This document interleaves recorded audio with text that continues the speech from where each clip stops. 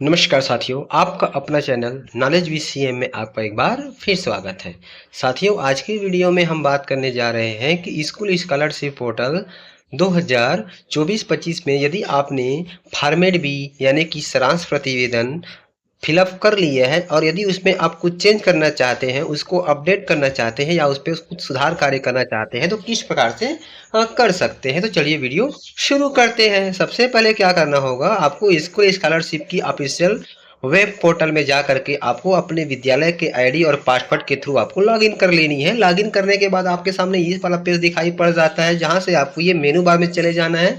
तो यहाँ से आपके सामने इस तरह से स्क्रीन दिखाई पड़ती है। उसके बाद आपको इस तरह से पेज दिखाई पड़ता है, जहां पर देखिए आपको न्यू करके पंजीयन 2024-25 आपको दिखाई पड़ जाता है। अब उसके ऊपर आपको क्लिक करना है।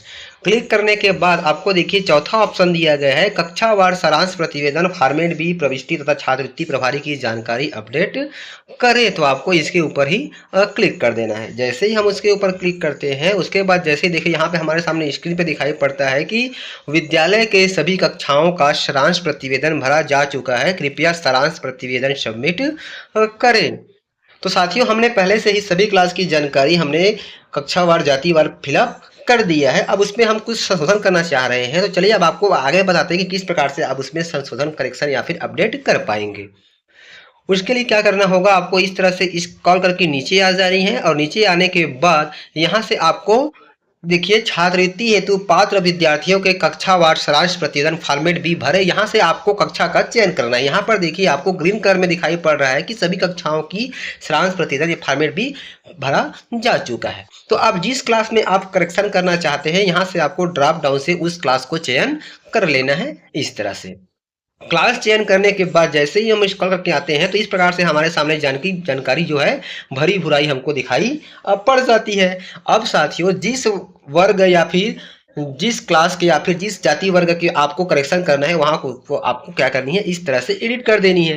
एडिट करने के बाद यहाँ से इसको आपको रिमूव कर देनी है और यहाँ पर जो भी जानकारी आप फिलअप करना चाहते हैं, उस जानकारी को आपको इस प्रकार से फिल कर देनी है। फिल करने के बाद फिर से आपको ये यहाँ से आपको बताना है कि हॉस्टलर, नॉन हॉस्टलर या फिर अनक्लियर्ड ऑक्यूपेशन में क्या किया है। तो यहाँ से भी हम इसको 1 से क्या करते हैं, 2 कर देते हैं, क्योंकि दोनों जो एसटी वर्ग के बालिका है वो दोनों नॉन हॉस्टल है। इस प्रकार से तो यहाँ पर देखिए हमने जो पहले 1 था उसको हमने क्या कर लिया, यहाँ से 2 कर लिया है। तो इसी प्रकार से यदि आपको वृद्धि करनी है तो आप वृद्धि कर सकते हैं, और यदि आपको जो पहले से फिलअप उसमें कम करना चाहते हैं, तो इस प्रकार से एडिट करके उसको आप कम कर पाएंगे। उसके बाद फिर क्या करना होगा, यहाँ से आपको सेव पे क्लिक करना होगा।